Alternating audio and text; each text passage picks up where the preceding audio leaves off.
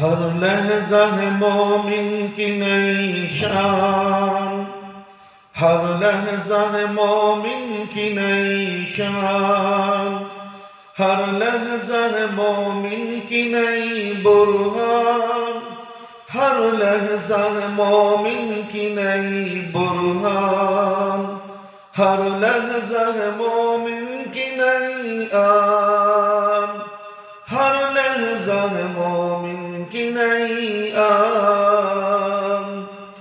تعلیمات تقویٰ ہے اللہ کی برہان، تعلیمات تقویٰ ہے اللہ کی برہان، تعلیمات تقویٰ، تعلیمات تقویٰ، تعلیمات تقویٰ، تعلیمات تقویٰ، تعلیمات تقویٰ ہے اللہ کی برہان۔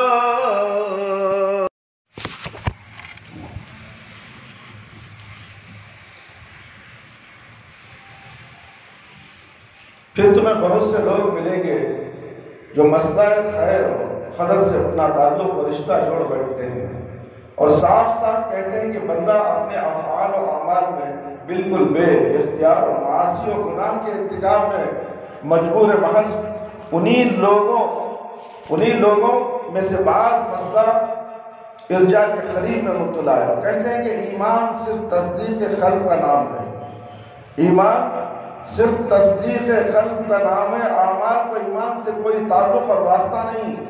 فاسق سے فاسق ترین آدمی کا ایمان اور جبرائیل و میکائیل علیہ السلام کا ایمان برابر ہے۔ انہی میں بہت سے لوگ ہیں جو فقراء، مشائخ اور صالح نیک بندوں کی محبت، ان کی خبروں کی زیارت، ان کے سامنے تضرع اور گزاری کرنے، ان کی سفارش حاصل کرنے اور بارگاہ الہی میں ان کا وسیلہ لینے اور ان کے حقوق و حرمت کا واسطہ دے کر ماننے کے چکر میں پڑے ہوئے ہیں۔ کچھ لوگ اپنے آبا و اجداد، اسلاف و بزرگوں کی عظمت و تقدیس کے فریب میں مبتلا ہیں کہ ان کے اسلاف بارگاہ الہی میں بلند و بالا مقام اور عظیم الشان درجہ رکھتے ہیں، یہ انہی ہر مصیبت و بلا سے نجات دلا دیں گے، کبھی انہی عذاب میں مبتلا ہم نہ ہونے دیں گے جس طرح کے سلاطین کی بارگاہ میں ہوا کرتا ہے۔ سلاطین و مملوک اپنے خاص و مقررین کی اولاد دو خرابت داروں کے جرائم، گناہ اور لغزشیں معاف کر دیا کرتے تھے۔ خواص و مقربین کے عزیزوں اور خرابت داروں میں سے جب کوئی کسی خطرناک جرم کا مرتکب ہوتا تو اس کا باپ یا دادا اپنی جاہ و منزلت اور تقرب و مرتبت کے روز زور سے اسے چھڑا لیتا ہے۔ بعض فریب خوردہ اس چکر میں پڑے ہوئے ہیں کہ بندے کے عذاب سے اللہ تعالیٰ بالکل مستثنا ہے، بندے کو عذاب دینے سے اس کے ملک اور الہی میں کوئی اضافہ نہیں ہوتا، اور اس بندے پر رحم و کرم کرنے سے اس کے ملک اور الہی میں کوئی کمی نہیں ہوتی، اور پھر کہتا ہے کہ اس کی رحمت کا میں محتاج ہوں۔ وہ بہت ہی بڑا غنی ہے۔ اگر کوئی فقیر، مسکین، مجبور، محتاج کسی ایسے آدمی کے در پر پہنچتا ہے جس کے در پر پانی کی نہریں بہہ رہی ہوں اور اپنی پیاس بجھانا چاہتا ہے تو ہرگز اس سے منع نہیں کریں گے۔ بس اللہ تعالیٰ تو سب سے بڑا کریم اور سب سے زیادہ وسیع رحمت والا ہے، مغفرت و بخشش سے اس کے ملک و الہی میں کوئی کمی نہیں ہوتی اور عذاب دینے سے اس کے ملک میں کوئی اضافہ نہیں ہوتا، پھر وہ اپنے بندوں کی مغفرت کیوں نہیں کرے گا؟ بعض ناقص العقل، فاسد الفہم تو اپنی غلط فہمی کی بنا پر قرآن و سنت کی بعض نصوص پر تکیہ لگائے بیٹھے ہیں۔ مثلاً کچھ لوگ اس آیت کریمہ کے اس آیت پر تکیہ کر کے ارتکاب جرائم پر جری و نڈر ہو بیٹھے ہیں۔ وَلَسَوْفَ يُعْطِيكَ رَبُّكَ فَتَرْضَىٰ، سورہ زحا آیت نمبر 5۔ اور اے پیغمبر، تمہارا پروردگار بہت جلد تم کو اتنا دے گا کہ تم خوش ہو جاؤ گے۔ میرے بھائی میرے دوست اور خواتین اسلام، یہ آیت پیش کرنے کے بعد کہتے ہیں کہ رسول اللہ صلی اللہ علیہ وسلم کبھی اس بات سے راضی نہ ہوں گے کہ آپ صلی اللہ علیہ وسلم کی امت میں سے ایک آدمی بھی جہنم میں جائے۔ ان لوگوں کا یہ کہنا اور ایسا سمجھنا بدترین قسم کی جہالت اور ایک رسوا کن عذاب و بہتان ہے۔ رسول اللہ صلی اللہ علیہ وسلم تو اسی بات سے راضی ہوں گے جس سے اللہ عز و جل راضی ہو اور خوش ہوگا، اور جب اللہ تعالیٰ کی رضامندی اسی میں ہے کہ وہ ظالموں، خائنوں، بد کرداروں اور کبیرہ گناہوں پر اصرار کرنے والوں کو عذاب میں مبتلا کرے، تو پھر حاشا اللہ کی پناہ کس طرح ہو سکتا ہے کہ اس کا رسول اس بات سے راضی اور خوش ہو جس سے رب تبارک و تعالیٰ راضی نہیں ہے۔ کچھ لوگ اس آیت پر تکیہ کر بیٹھتے ہیں، ان اللہ یغفر الذنوب جمیعا، زمر آیت نمبر 50 پر 3، بے شک اللہ تعالیٰ تمام گناہوں کو معاف فرما دیتا ہے۔ اللہ رب العالمین تمام گناہوں کو معاف کر دیتا ہے، لیکن یہ ایک بدترین قسم کی جہالت ہے، کیونکہ اس آیت کے اندر شرک داخل ہے۔ جمیعاً کے اندر شرک بھی آ جاتا ہے، جو تمام گناہوں کا سرچشمہ اور اصلی جڑ ہے۔ بلا خلاف یہ مسلم امر ہے کہ یہ آیت توبہ کرنے والوں کے حق میں وارد ہوئی ہے کہ اللہ تعالیٰ توبہ کرنے والوں کے تمام گناہ معاف کر دے گا۔ اگر یہ آیت توبہ نہ کرنے والوں کے حق میں وارد ہوتی تو پھر وعید عذاب کی ساری نصوص اور اہل توحید کی شفاعت کے ذریعے جہنم سے نجات ملنے کی تمام احادیث و روایات باطل اور بیکار ہو جاتی ہیں۔ بس یہ بالکل واضح ہے کہ جو آدمی ایسا کہتا ہے محض اپنے علم و فہم کی کوتاہی کی وجہ سے کہتا ہے۔ اللہ سبحانہ و تعالیٰ نے اس جگہ آیت کے اندر عموم، اطلاق، اختیار فرمایا ہے جس میں شرک اور تمام گناہوں شامل ہیں، اور اس کا مقصد یہی ہے کہ یہ آیت توبہ کرنے والوں کے حق میں وارد ہوئی ہے تو توبہ کرنے سے تمام گناہ معاف ہو جائیں گے، خواہ وہ شرک ہو یا دوسرے گناہ۔ اور سورہ نساء کے اندر اللہ رب العالمین تخصیص و تنقید کے ساتھ بیان فرماتے ہیں، ان اللہ لا یغفر ان یشرک بہ ویغفر ما دون ذلک لمن یشاء۔ سورہ نساء آیت نمبر 116۔ اللہ تعالیٰ قطعاً نہ بخشے گا کہ اس کے ساتھ شریک مقرر کیا جائے۔ ہاں، شرک کے علاوہ گناہ جس کے چاہے معاف کر فرما دیتا ہے۔ اس آیت میں اللہ تعالیٰ نے یہ خبر دی ہے کہ وہ شرک کو معاف نہیں کرے گا، نیز یہ بھی خبر دی ہے کہ شرک کے علاوہ دوسرے گناہ چاہے گا تو بخش دے گا۔ اگر یہ آیت توبہ کرنے والوں کے حق میں وارد ہوتی تو اللہ تعالیٰ شرک اور دوسرے گناہوں میں فرق نہ فرماتا۔ مثلا بعض فریب خوردہ جاہل اس آیت سے دھوکہ کھا رہے ہیں۔ یا ایھا الانسان ما غرک برب الکریم، سورہ انفطار آیت نمبر 6۔ اے آدم ذات تجھے کس چیز نے اپنے رب کریم سے بہکایا؟ اللہ اکبر میرے بھائی، ہر انسان بہکا ہوا ہے، ہر انسان غفلت کی نیند سو رہا ہے۔ اللہ اکبر، اللہ رب العالمین یہی تو بتا رہے، اے آدم ذات تجھے کس چیز نے اپنے رب کریم سے بہکایا؟ اور پھر یہی جاہل آیت کا جواب بھی دیتا ہے کہ اللہ تعالیٰ کے کرم اور اس کی مغفرت اور بخشش نے ہم کو فریب خوردہ کر دیا ہے۔ اور پھر اس سے بھی زیادہ جرأت کر بیٹھتے ہیں اور کہتے ہیں کہ ہم فریب خوردگان دہر کے لیے خود اللہ تعالیٰ نے یہ حجت و دلیل پیش کر دی ہے۔ ان کا یہ سمجھنا بدترین قسم کی جہالت اور بے وقوفی ہے۔ اللہ تعالیٰ کبھی فریب و دھوکہ کی تلقین نہیں فرماتا، بلکہ بندے کا غرور بندے کو دھوکہ دیتا ہے۔ شیطان اس کا نفس امارہ اسے دھوکہ دیتا ہے اور عصیان اور نافرمانی پر آمادہ کرتا ہے، اور اس کی جہالت، نفس پرستی، خواہشات اسے دھوکہ دیتی ہے۔ اللہ تعالیٰ نے آیت میں لفظ کریم ارشاد فرمایا ہے، اور کریم کے معنی ہے سید عظیم، بہت بڑا سردار، بہت بڑا سردار کہ جس کی اطاعت و فرما برداری لازم و ضروری ہو، جس کے ساتھ کسی حال میں فریب دھوکہ درست نہیں، جس کا کوئی حق باطل ہو وہ گزار نہیں، یہ غلط کیش، غلط رو، مغرور، فریب خوردہ آدمی اس آیت کو بالکل غلط، بے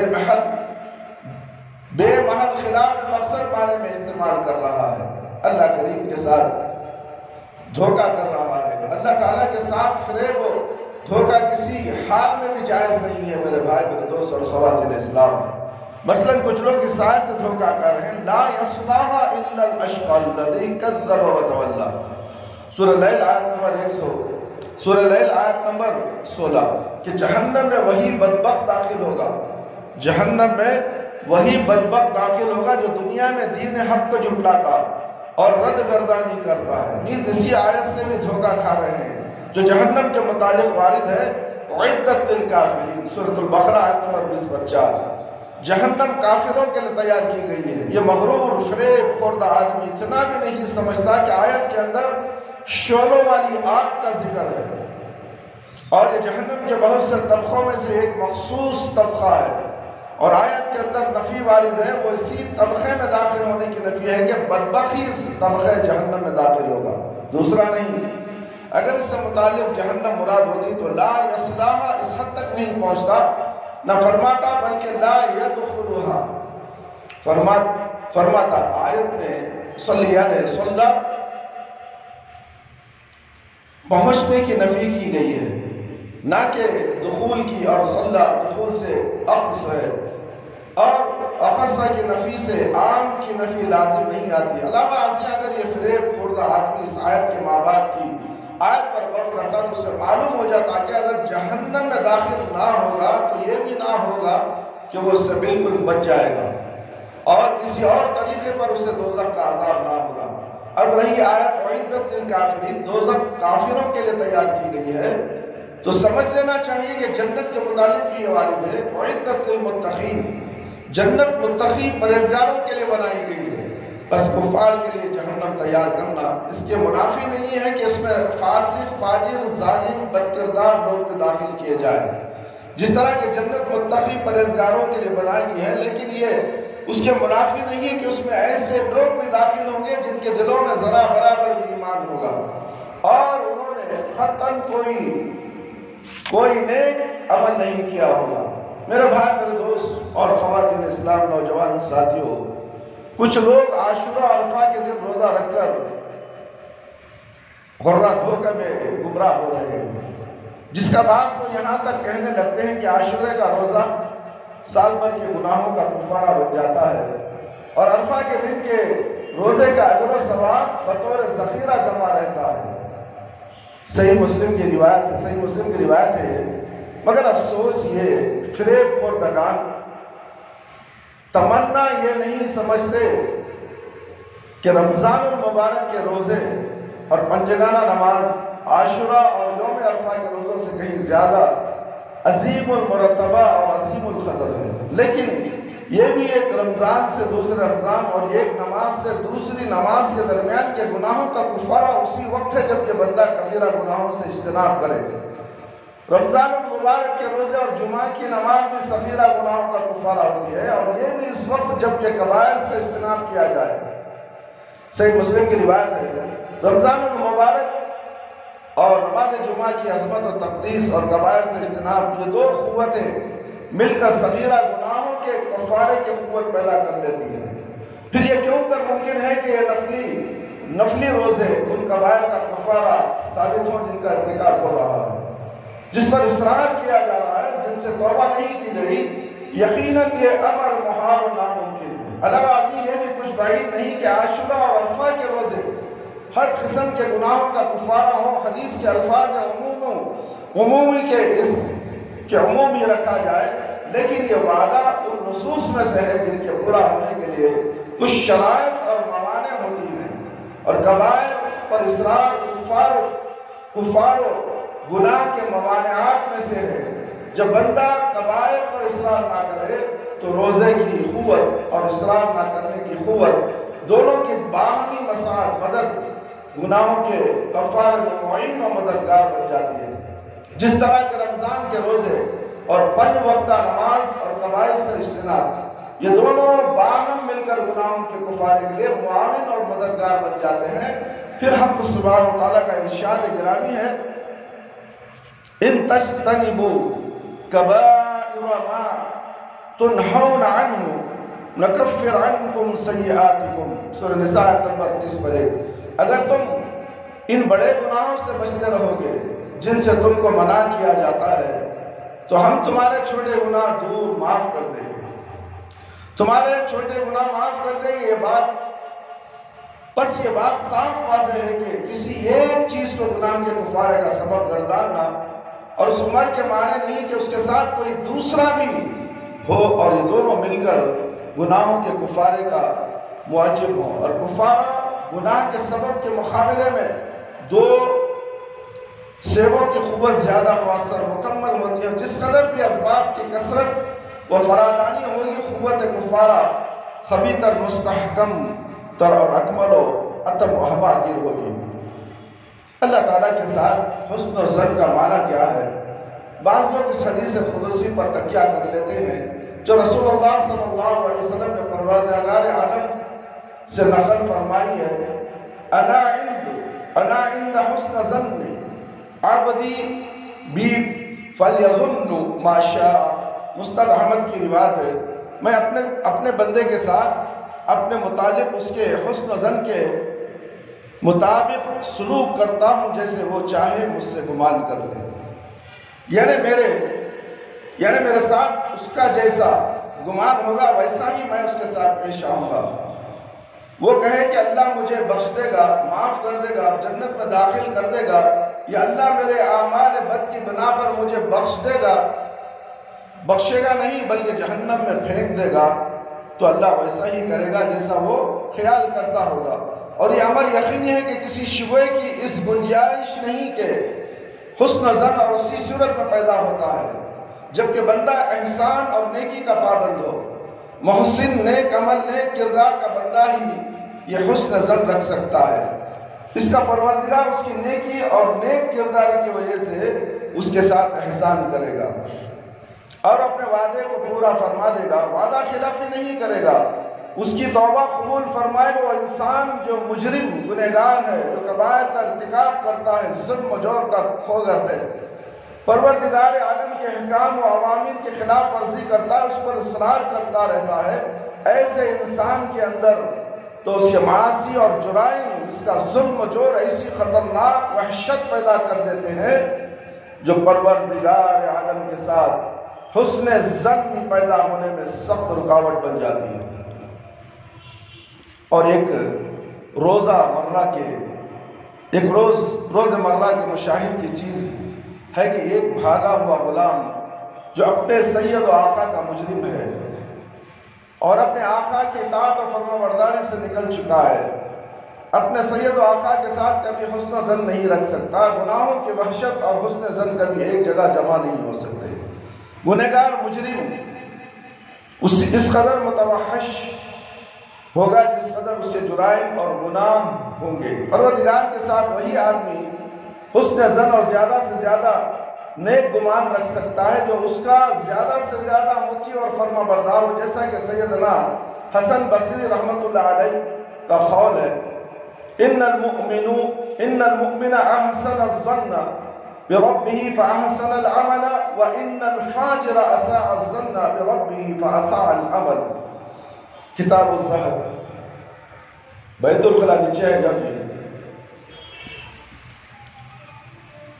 مومن اپنے پروردگار کے ساتھ حسن ظن رکھتا ہے اس لیے وہ اچھا عمل کرتا ہے، اور فاسق و فاجر آدمی اپنے پروردگار کے ساتھ برا گمان رکھتا ہے اس لیے وہ بدعملی کا ارتکاب کرتا ہے۔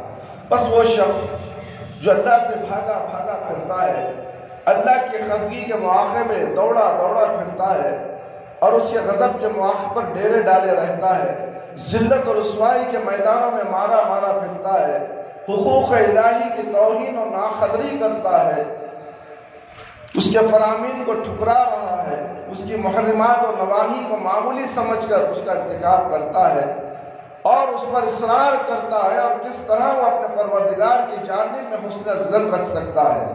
وہ شخص جو پروردگار عالم کے مقابلے میں اعلان جنگ کر رہا ہے، اولیاء اللہ اور اللہ کے دوستوں سے دشمنی کر رہا ہے اور اس کے دشمنوں سے دوستی کی گروہ باندھتا ہے، اللہ تعالیٰ کی ان صفات کمالیہ کا انکار کر رہا ہے جو خود اللہ تعالیٰ نے اپنے لیے بیان کی ہیں اور اس کے رسول نے پیش کی ہیں، اور اس طرح اس نے ذات الہی کے ساتھ سوء ظن پیدا کر رکھی ہے اور اپنی جہالت کی وجہ سے ان صفات کمالیہ کے متعلق یہ خیال قائم کر رکھا ہے کہ اس کے ظاہری معنی ضلالت اور کفر ہے۔ بتاؤ ایسا شخص پروردگار عالم کے ساتھ حسن ظن کیوں کر اور کس طرح رکھ سکتا ہے؟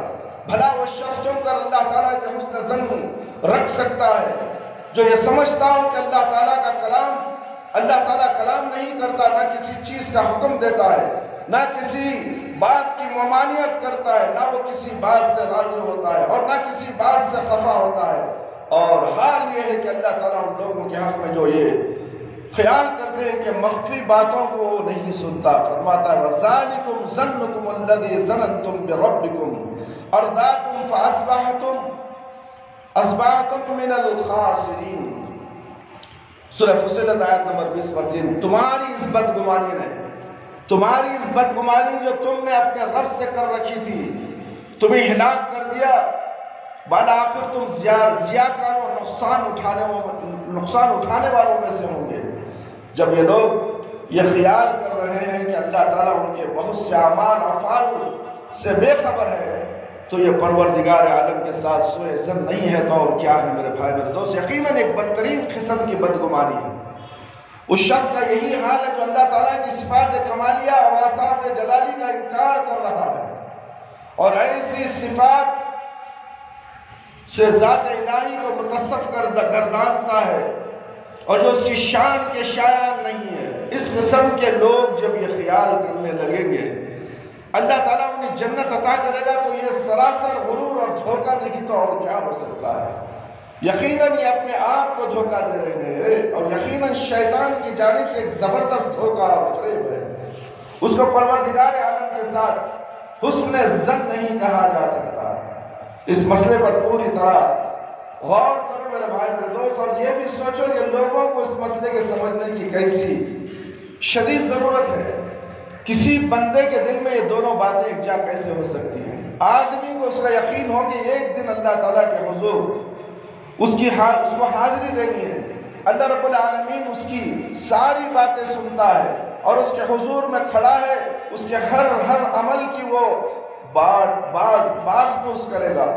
وہ ہے کہ غضب الہی کے موقع پر ڈیرے ڈالے ہوئے ہیں، اس کے احکام و عوامر کو ٹھکرا رہا ہے، اس کے حقوق کو روند رہا ہے، اور پھر یہ تمام باتیں ہوتے ہوئے بھی یہ شخص اللہ تعالیٰ کے حسن ظن رکھتا ہے کہ وہ اس کے ساتھ اچھا سلوک کرے گا، بہترین صلہ دے گا۔ کیا یہ نفس کا دھوکہ اور غلط آرزوؤں کا فریب نہیں ہے؟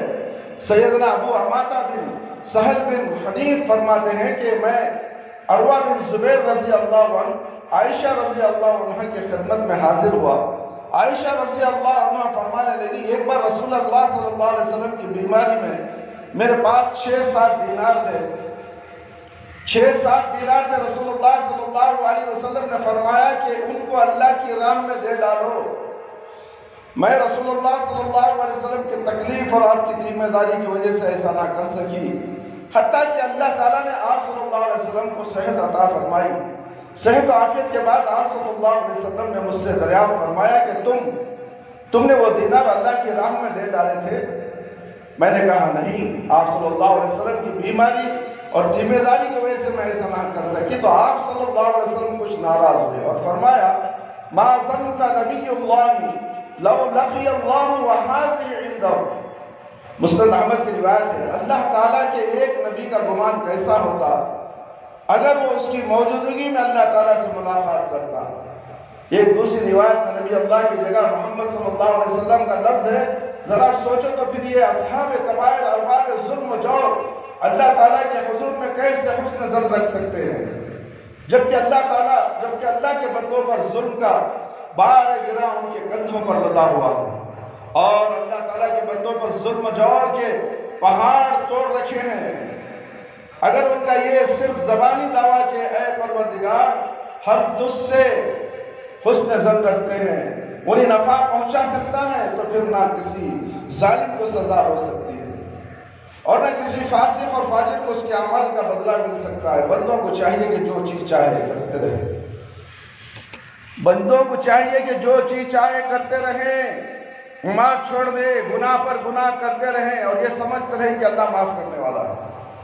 اور یہ دھوکہ ہے میرے بھائی، میرے دوست اور خواتین اسلام، اللہ ہر ایک چیز پر پکڑ کرنے والا ہے، ہر ایک چیز کے بارے میں پوچھنے والا ہے۔ تمہاری ہر کرتوت لکھی جا رہی ہے، تم اچھے اعمال کرتے ہو تو لکھا جاتا، تم برے اعمال کرتے تو وہ بھی لکھا جا رہا ہے، کوئی چیز خالی نہیں ہے۔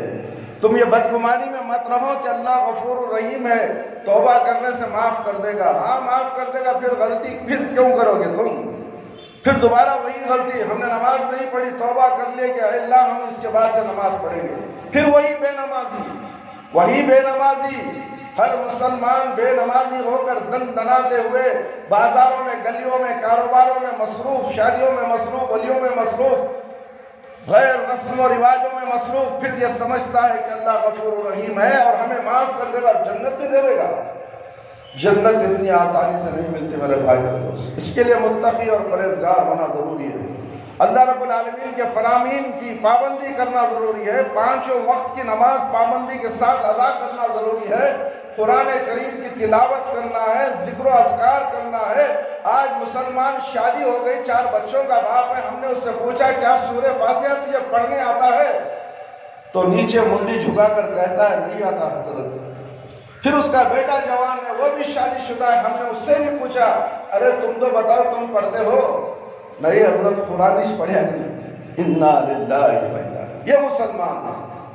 یہ مسلمان سمجھتے ہیں کہ ہم جنت میں چلے جائیں گے۔ قرآن اترا کس لیے؟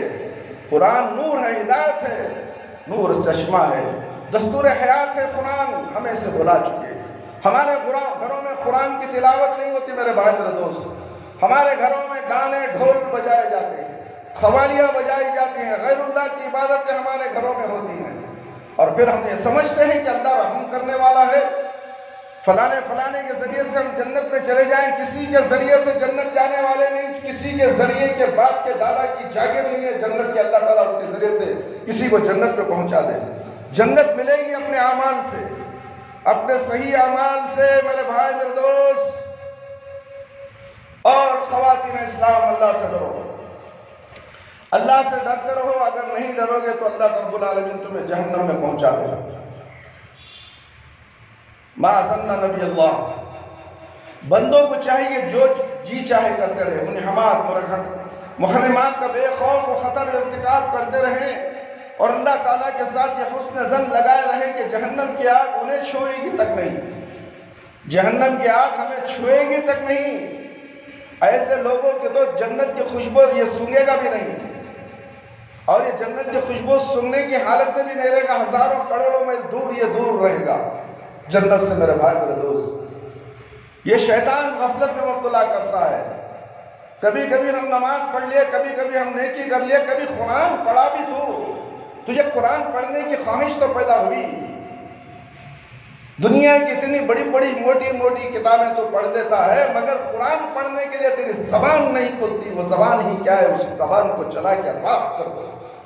جس زبان میں اللہ کا کلام نہ آتا ہو، اللہ اکبر، سبحان اللہ و بحمدہ، استغفر اللہ، ان تمام کلمات کو اللہ کے ذریعے، زبان کے ذریعے ہم استعمال کرتے ہیں، اور قرآن کی تعلیم ہمیں نہیں، قرآن کو ہم سمجھ کر نہیں پڑھتے، قرآن کو سمجھ کر نہیں پڑھتے۔ قرآن تو گھر میں ہوگا، برکت کے لیے بیرو کے اوپر رکھ دیا جائے گا۔ یہ کیا قرآن کا حق ادا کیا تم نے؟ ہرگز نہیں میرے بھائی میرے دوست۔ حسن ظن لگائے رہے کہ جہنم کی آگ انہیں چھوئے گی تک نہیں۔ سبحان اللہ، یہ فریب دھوکہ، یہ فریب و دھوکہ بندوں کو کہاں سے کہاں پہنچا دے گا۔ ابراہیم علیہ السلام تو اپنی قوم کو خطاب کرتے ہوئے فرماتے ہیں ایفکن آلہۃ دون اللہ تریدون فما ظنکم برب العالمین۔ سورہ صافات آیت نمبر 80 پر 7، 80 پر 6 اور 80 پر 7۔ کیا تم اپنی فاسد رائے سے اللہ کے سوا دوسروں کے مرید بن رہے ہو؟ تو تم نے رب العالمین کو کیا سمجھ رکھا ہے؟ تم نے رب العالمین کو کیا سمجھ رکھا ہے؟ یعنی تمہارا ظن اور گمان اللہ کے ساتھ کیسا ہوگا جبکہ تم آخرت میں اس کی بارگاہ میں حاضر ہوں گے، جبکہ دنیا میں تمہارا حال یہ رہا ہو کہ تم اللہ کے سوا دوسروں کی عبادت پرستش کرتے رہے۔ پر جو شخص اس مقام کو سمجھے گا اور اس پر پوری طرح غور و تأمل کرے گا، اس پر پوری طرح واضح ہو جائے کہ حسن ظن باللہ حسن عمل ہی کا دوسرا نام ہے۔ کیونکہ بندے کو حسن ظن پیدا کرنے پر اس کا یہ عقیدہ ہی آمدہ کرتا ہے کہ اللہ تعالیٰ اس کے اعمال و افعال کا بدلہ دے گا، نیک اعمال کا اجر و ثواب عطا فرمائے گا، اس کے اعمال صالحہ قبول فرمائے گا۔ اس کا یہ حسن ظن ہی اس کو عمل صالح پر آمدہ کرتا ہے۔ جب یہ حسن ظن اسے حاصل ہوگا تو پیروی کی جاتی ہے، حسن ظن رکھا جاتا ہے، تو یہ بالکل واضح ہے کہ یہ سراسر حماقت اور ایمان کی کمزوری ہے۔ جیسا کہ شداد بن اوس بیان کرتے ہیں، رسول اللہ صلی اللہ علیہ وسلم نے ارشاد فرمایا، الکیس من دان نفسہ وعمل لما بعد الموت والعاجز من اتبع نفسہ ہواها وتمنى علی اللہ۔ سنن ترمذی کی روایت ہے، عقل مند وہ ہے جو اپنے آپ کو حقیر سمجھے، مرنے کے بعد کے لیے عمل کرے، وہ عاجز بیوقوف ہے جو اپنی خواہشات کے پیچھے مارا پھرے اور اللہ تعالیٰ سے بڑی بڑی تمنا رکھے، دنیا کی خواہش کے پیچھے پڑتا رہے، یہ بھی میرا، یہ بھی ہونا، وہ بھی ہونا، ایسا کرنا، ویسا کرنا، وہ کر ڈال تو یہ کر ڈال تو، نہ جانے کیا بھی نہیں کرتا، سب کر ڈال تو کے پیچھے لگا ہے نماز چھوڑ کر، اللہ کو بھلا کر۔ یہ دھوکہ نہیں تو کیا ہے میرے بھائی؟ خواہشات کے پیچھے مت پھرو، اس لیے کہ خواہشات یہی دفن ہو جائے گی، قیامت کے دن سب ریزہ ہو جائے گا، دنیا کچرا ہے، اس کچرے کے پیچھے تم جاتے ہو۔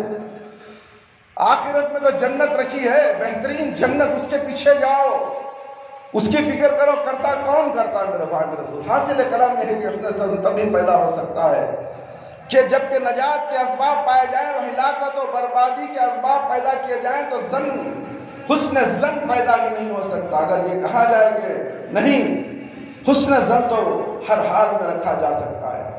حسن ظن رکھنے کی قوی ترین وجہ یہ ہے کہ اللہ تعالیٰ کی مغفرت، اس کی رحمت، اس کا عفو و کرم، اس کا وجود و سخا بہت وسیع ہے، اس کی رحمت اس کے غضب پر غالب آ جاتی ہے۔ بندوں کو عذاب دینے میں اس کا کوئی نفع نہیں، اگر اس کو بخش دے تو اس کی الہی میں کوئی نقص پیدا نہیں کر سکتا۔ اس کا جواب یہ ہے کہ بات تو یہی ہے، اور ذات الہی تو اس سے بھی زیادہ عرفہ و بلند ہے، اس کی جلالت و شان بہت بلند و بالا ہے، وہ اکرام و اکرمین ارحم الراحمین ہے، جو سخا، جو جود و سخا کے تمام خزانے اس کے ہاتھ میں ہیں۔ فیان ڈالو جی، ہاں اس کو پیچھے۔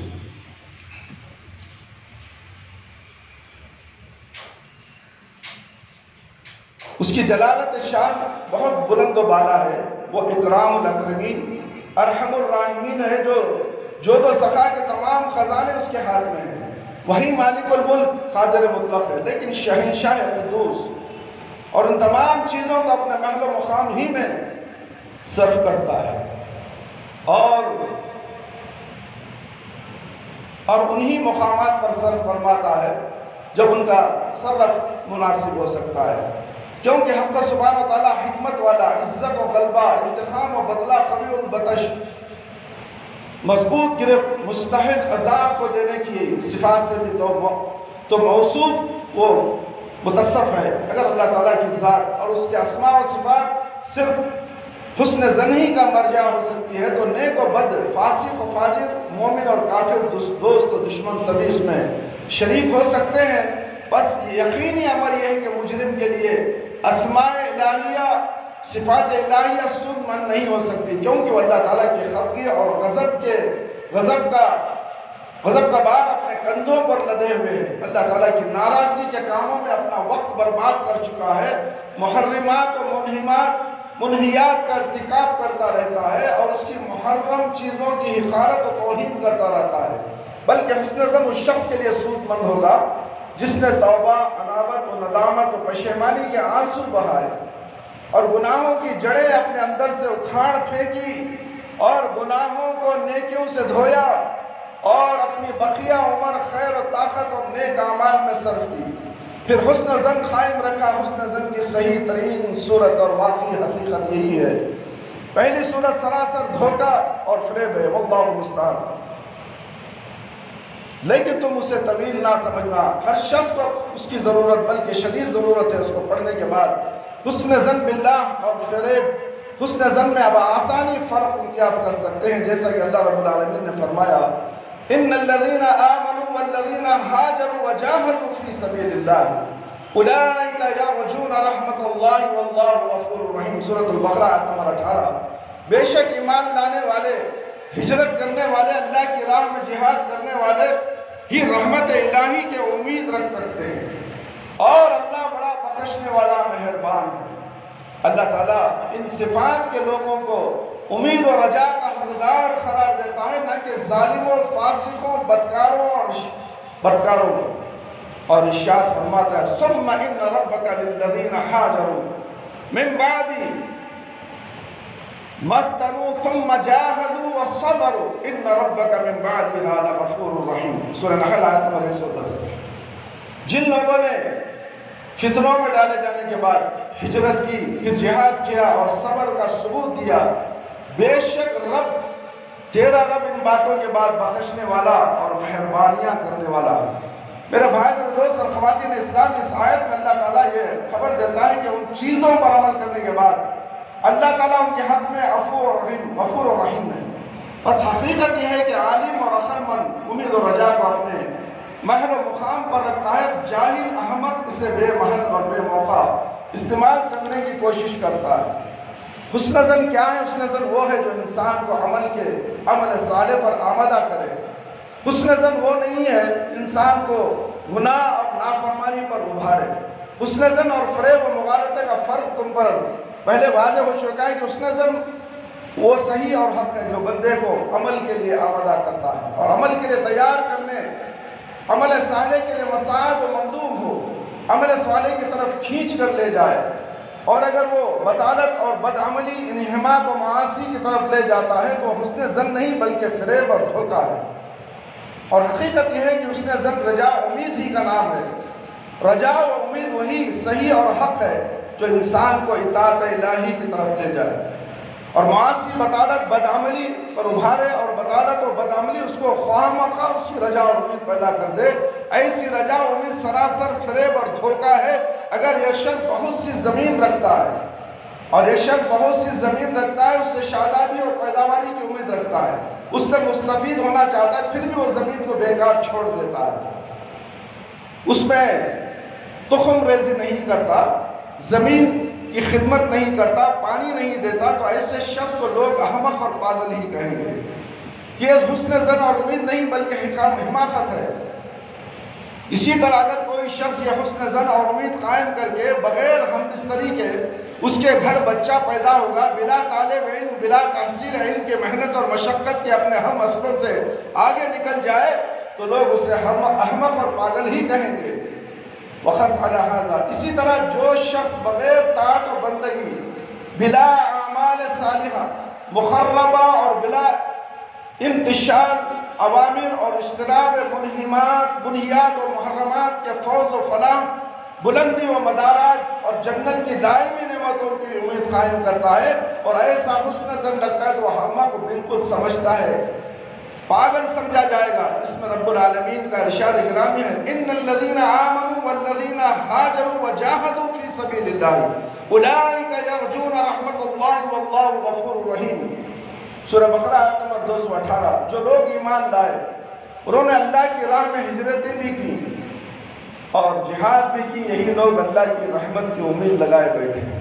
غور کرو میرے بھائی، میرے دوست اور خواتین اسلام، نوجوان ساتھیوں، رب العزت تو اس آیت میں ان لوگوں کو امید و رجا کا مستحق قرار دے رہا ہے جو مذکورہ اطاعت کو انجام دے۔ یہ فریب خوردہ انسان یہ کہتا ہے کہ رحمت و الہی کا مستحق وہ ہے جو احکام الہی کی خلاف ورزی کرے، حقوق و خداوندی کو ٹھکرا دے، بندگان الہی پر ظلم و زور رکھے، محرمات منہیات کا بے خوف ارتکاب کرے۔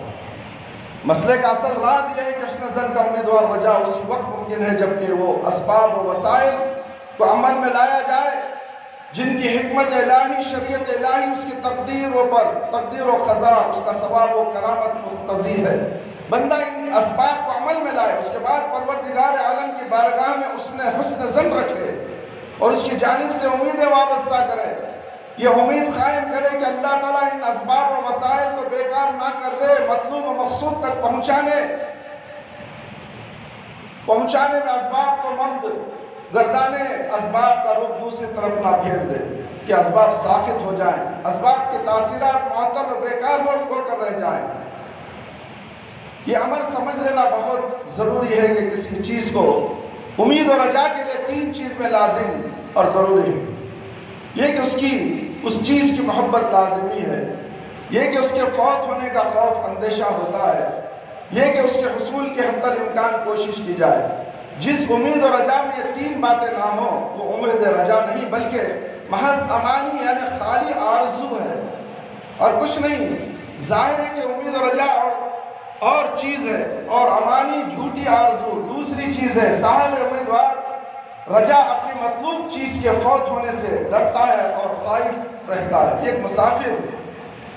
ایک مسافر جب سفر کا راستہ طے کرتا ہے تو اسے منزل تک پہنچنے کا خوف رہتا ہے، اس لیے وہ اپنی رفتار تیز کر دیتا ہے۔ چنانچہ جامع ترمذی میں ابو ہریرہ رضی اللہ عنہ بیان کرتے ہیں کہ رسول اللہ صلی اللہ علیہ وسلم نے فرمایا، من خاف ادلج ومن ادلج بلغ المنزل الا ان سلعۃ اللہ غالبۃ الا ان سلعۃ اللہ الجنہ۔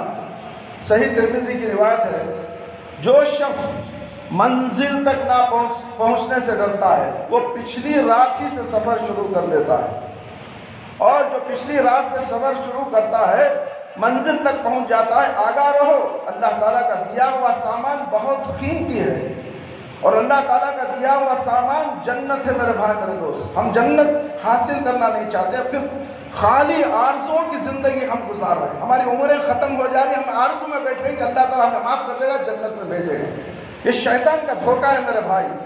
سب انسان، سارے آدم ذات شیطان کے فریب میں پھنس چکے ہیں۔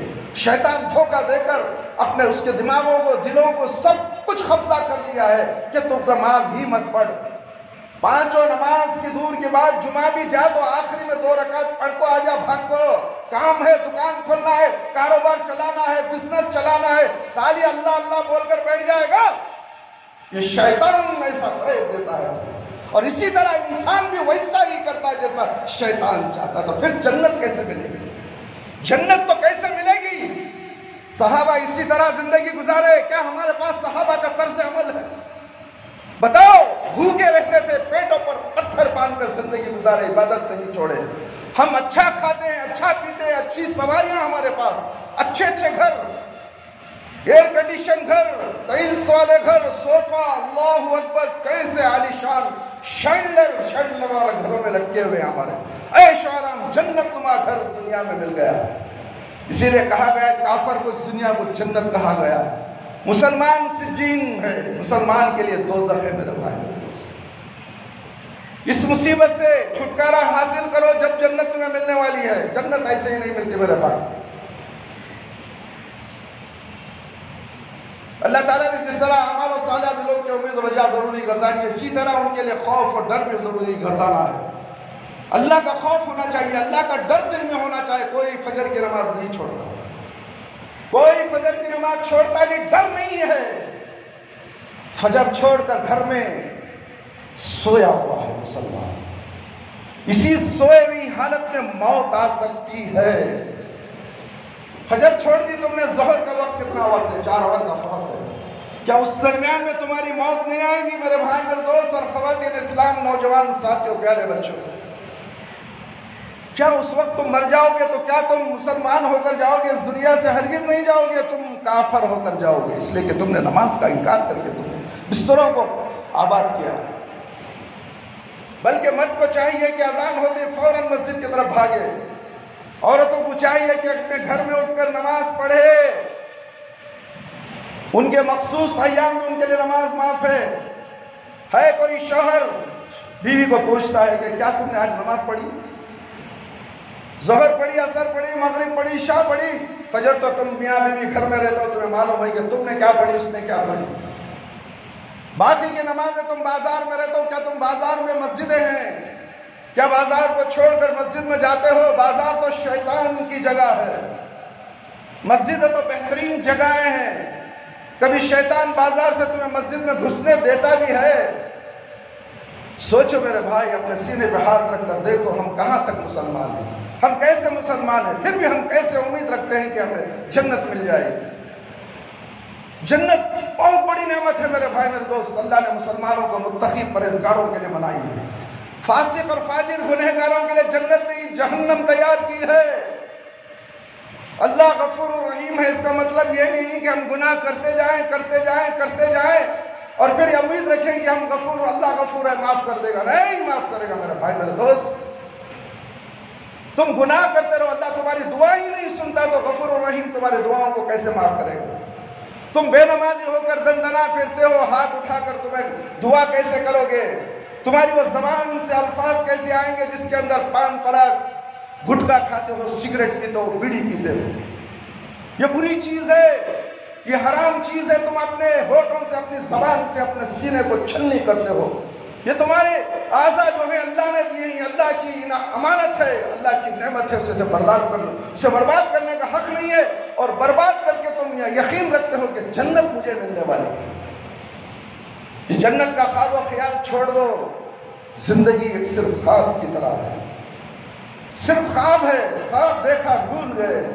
زندگی میں کب تک تھے، کتنے دن تھے؟ ہمیں مرنے کے بعد پوچھا جائے گا تو لوگ کہیں گے 1 گھنٹہ میں شاید دنیا میں رہا، 1 گھنٹہ رہا۔ کسی سے پوچھا گیا تو وہ کہتا ہے کہ یہ 1 آدھا دن رہا ہوگا، کوئی کہتا ہے کہ نہیں 1 دن رہا ہوگا۔ یہ حالت ہمارا میدان حشر میں نفسی نفسی کے عالم میں ہوگا تو پھر ہم کس امید میں اس دنیا میں جی رہے ہیں؟ میرے بھائی میرے دوست، یہ خوب واضح ہے کہ خوف اور رجا وہی امید کے ساتھ عمل صالح موجود ہے۔ جو لوگ میرے بھائی مومنون کی آیت ہے 16:60 پر 1، جو لوگ اپنے پروردگار کے خوف سے ترسا رہتے ہیں، جو لوگ اپنے پروردگار کی آیتوں پر یقین رکھتے ہیں، جو اپنے پروردگار کے ساتھ کسی کو شریک نہیں کرتے، اور جتنا کچھ انہیں اللہ دیتا ہے اس میں اللہ کی راہ میں خرچ کر دیتے ہیں، اور پھر بھی ان کے دلوں کو اس بات کا کھٹکا لگا رہتا ہے کہ ان کو اپنے پروردگار کی طرف لوٹ کر جانا ہے، یہی لوگ نیک کاموں میں جلدی کرتے ہیں، ان کے لیے لپکتے ہیں۔ میرے بھائی میرے دوست، یہ قرآن کی آیت کا ترجمہ تو میں نے آپ کے سامنے پڑھ کر سنا ہے۔ اللہ کی راہ میں خرچ کرتے ہیں۔ اس مسجد میں ضروری کام و کاج کا انتظام کام چل رہا ہے، ہم نے کئی مرتبہ لوگوں سے کہا، مگر اللہ کی راہ میں خرچ کرنا پسند نہیں کرتے۔ اللہ کی راہ میں خرچ کرو تاکہ وہ جو تم خرچ کرتے ہو تمہارے آگے پہنچ جائے گا، تمہارے مرنے کے بعد تمہارے آنکھوں کے سامنے ذخیرہ بن کر آئے گا، مگر اس ذخیرے کی یقین نہیں ہے۔ دنیا میں بزنس کرتے ہو، نفع آنکھوں کے سامنے نظر آتا ہے، یہ اللہ کے ساتھ کی تجارت تمہیں نظر نہیں آتی، اس کا نفع تمہیں یہاں نظر نہیں آتا میرے بھائی میرے دوست، مرنے کے بعد نظر آنے والا ہے۔ اسی یقین، اسی غیب پر ایمان لانے کا نام ایمان ہے۔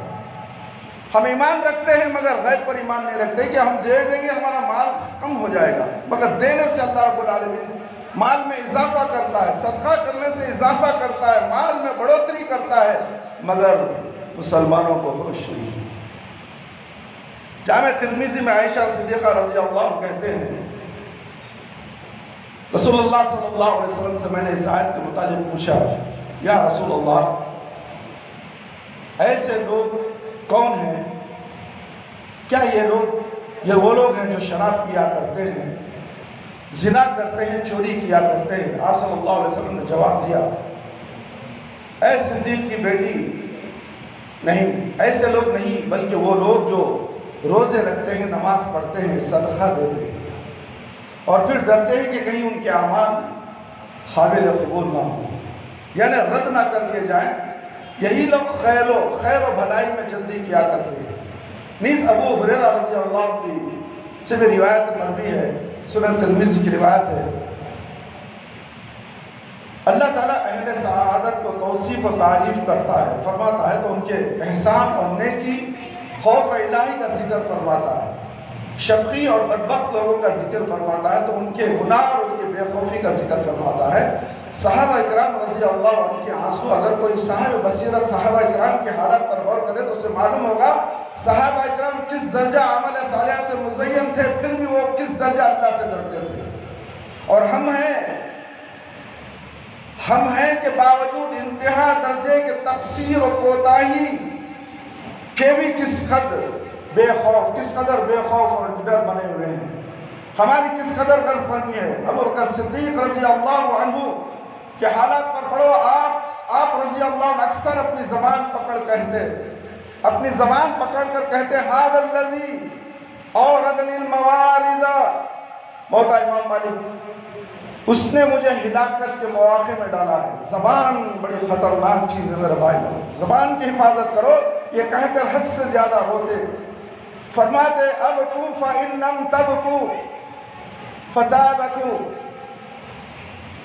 خوب رویا کرو، اگر نہ رو سکو تو کم از کم رونے والی شکل تو بناؤ۔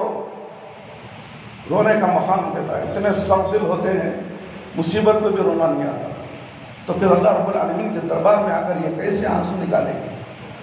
اللہ سے دعا مانگتے ہوئے رونے کا حکم دیا گیا ہے، ہمیں تو دعا بھی نہیں مانگتے، امام صاحب السلام علیکم بولو، چندہ دینا پڑتا، لڑکا کھڑنے سے پہلے آدھے باہر، انا للہ و انا الیہ راجعون۔ معلوم ہونا چاہیے کہ نماز کے بعد وہ ایک لڑکا چندے کے لیے، مسجد کے چندے کے ضروری اخراجات کے لیے، دیکھو وہاں لکھا ہوا ہے جمعہ کا چندہ کتنا ہے، 590 600 روپے، اور یہ بھی دینا پسند نہیں کرتے، اور آدھے لوگ بھاگ جاتے ہیں، آدھے لوگ کا چندہ بتاؤ، اور اگر پورے لوگ چندہ دے تو 1000 تو ہو جائے میرے بھائی میرے دوست۔ یہ 1000 روپے تمہارے مسجد کے کام میں آئیں گے، تمہارے مصیبتوں میں رکاوٹ بن جائیں گے۔ اللہ رب العالمین، اللہ رب لوح قلم سے تمہاری تقدیریں نیچے بھیجتا ہے، اگر تمہاری بلی تقدیر اگر اتر رہی ہے تو یہ صدقہ اور خیرات اس تقدیر کو روک لیتے ہیں میرے بھائی میرے دوست۔ یہ صدقہ دیا ہے، اس پر یہ مصیبت نازل نہیں ہوگی۔ تم سمجھتے کہاں ہو، تم علم حاصل کرتے کہاں ہو، تم جاننا بھی پسند نہیں کرتے، مسجد کو آنا بھی پسند نہیں کرتے۔ یہ کتابیں، یہ مواد جو پڑھا ہوا ہے، یہ پکار کر کہتا ہے کوئی مجھے پڑھنے والا؟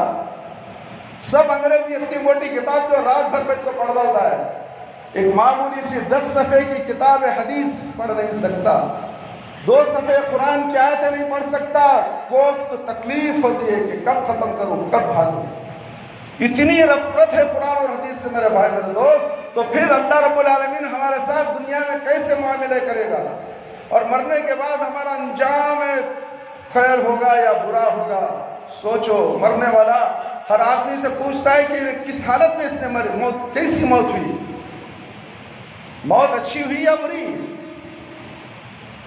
سڑک کے حادثے میں مر گیا، اچانک انسان حادثہ، اچانک ہارٹ اٹیک، ان تمام موتوں سے اللہ کے نبی صلی اللہ علیہ وسلم پناہ مانگتے تھے میرے بھائی میرے دوست۔ ہم کہاں پناہ مانگتے ہیں؟ موت تو خیر کی ہونی چاہیے۔ فجر کی نماز ہم نے پڑھ لی، رات کو عشاء بھی پڑھ کر سوئے، رات کو خوف ہی نہیں۔ جب عشاء پڑھ کے سوتا ہے اسے خوف نہیں ہوتا کہ رات کے درمیان کے حصے میں میری موت آ جائے گی، اور ہم موت کے منہ میں چلے جاتے ہیں رات میں۔ نیند ایک موت کی بہن ہے میرے بھائی، کسی نے کہا نیند تو موت کی خالہ ہے، اور تم مردہ ہوتے ہو، اللہ اسے زندہ کرنا ہے تو اللہ اٹھائے گا تمہیں، ورنہ تو تم اٹھ نہیں سکو گے۔ کبھی سوچا تم نے؟ کبھی نماز عشاء پڑھی تم نے؟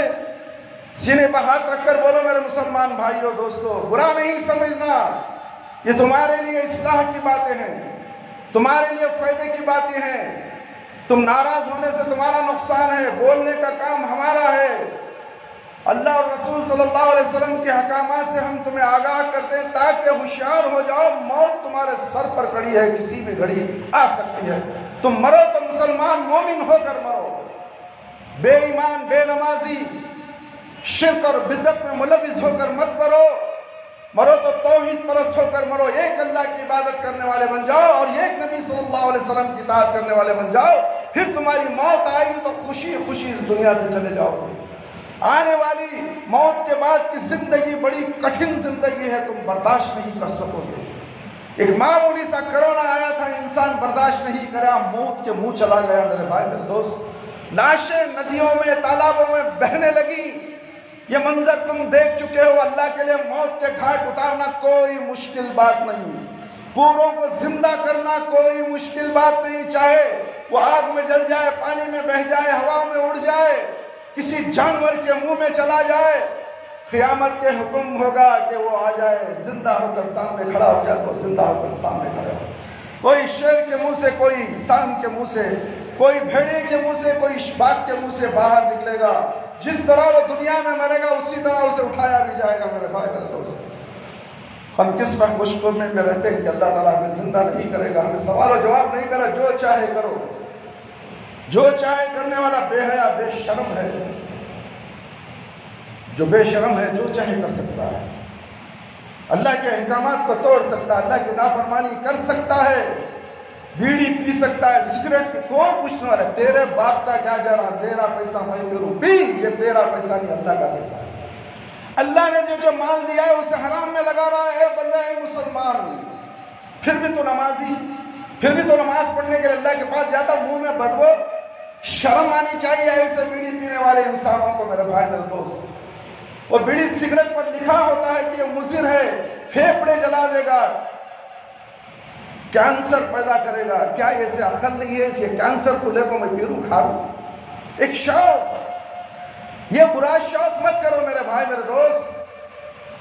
کھاؤ پیو، پھل پھلالی کھاؤ، دودھ پیو، کس نے منع کیا؟ اللہ کی عظیم نعمتوں کی قدر کرو، اسے استعمال کرو تاکہ تمہیں صحت و عافیت نصیب ہو۔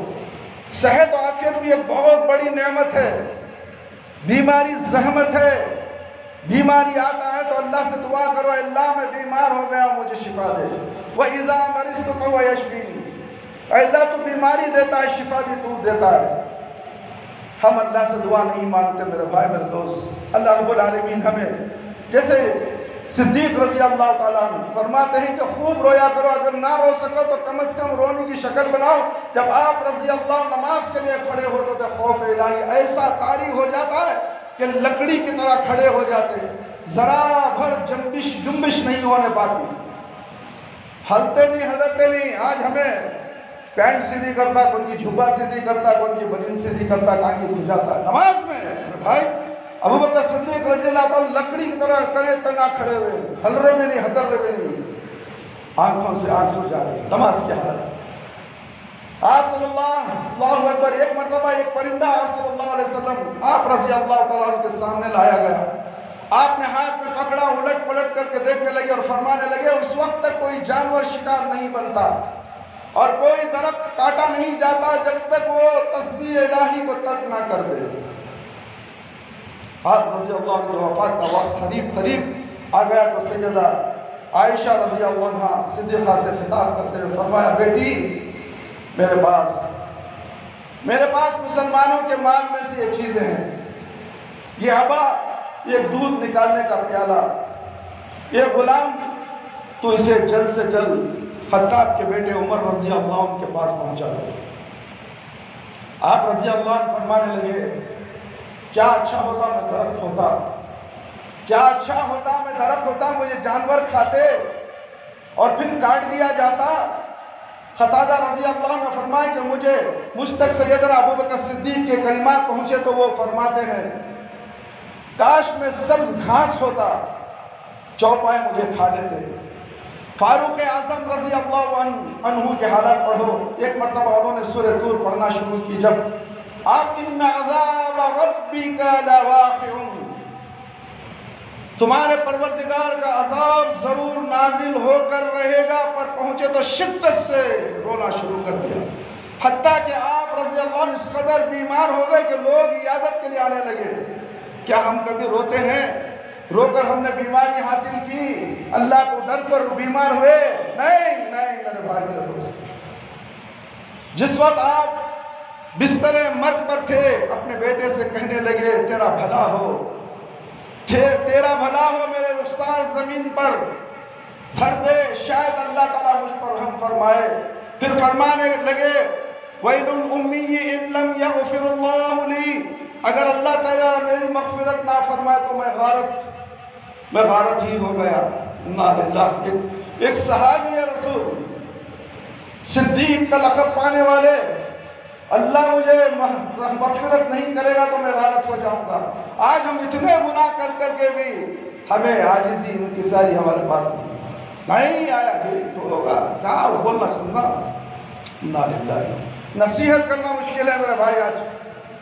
آج کسی انسان کو اچھی بات بتائے تو گھور کے دیکھنے لگ جاتا ہے، اسے ہی سوال و جواب کرنے لگ جاتا ہے، بحث و مباحثہ کرنے لگ جاتا ہے، دنیا کی باتیں بتانے لگ جاتا ہے۔ بھئی یہ دنیا کچرا، یہ بیوقوف کو نہیں معلوم دنیا کچرے کے بارے میں حضرت سے میں بحث کر رہا ہوں۔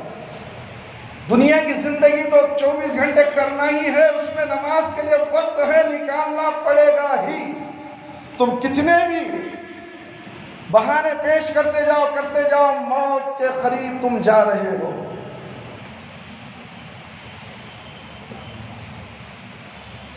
شاید اللہ تعالیٰ مجھ پر رحم فرمائے۔ پھر فرمانے لگے اگر اللہ تعالیٰ میری مغفرت نہ فرمائے تو میں غارت ہی ہو گیا۔ یہ کلمات آپ نے 3 مرتبہ فرمایا، اس کے بعد ہی آپ رضی اللہ عنہ کی روح قبض ہو گئی۔ آپ معلومات شب کے مطابق روزانہ قرآن مجید کی تلاوت فرماتے ہیں۔ کیا ہم روزانہ قرآن مجید کی تلاوت کرتے ہیں؟ جسے نہیں آتا ان کو شرم آنی چاہیے، جسے آتا ہے ان کو بھی شرم آنی چاہیے کہ قرآن پڑھنے کے باوجود میں قرآن نہیں پڑھتا۔ پڑھ لیا بھی، بچپن میں 15 سال میں قرآن 2 بار ختم کر لیا۔ قرآن ایسی چیز ہے اسے بار بار پڑھنے کا حکم کیا گیا۔ ایک حرف کو 10 نے کیا ملنے والی، ایک لفظ جو ہے اسے 10 نے کیا ملنے والی۔ ایک صفحے میں کتنی آیتیں ہیں میرے بھائی میرے دوست، کتنی بار تم پڑھو گے، کتنے نیکیاں تمہیں ملنے والی ہیں۔ آپ معلومات شب کے مطابق روزانہ قرآن مجید کی تلاوت فرماتے، جب وعید کی آیتیں آ جاتی تو اس قدر ہوتے کہ ہچکی بند ہو جاتی اور دنوں تک گھر میں پڑے رہتے کہ لوگ بیمار سمجھ کر یاد کرنے کے لیے دوڑاتے۔ خوف الہی سے آپ اس قدر رویا کرتے تھے کہ آنسو بہنے کی وجہ سے رخساروں پر 2 سیاہ لکیریں پڑ گئے تھے۔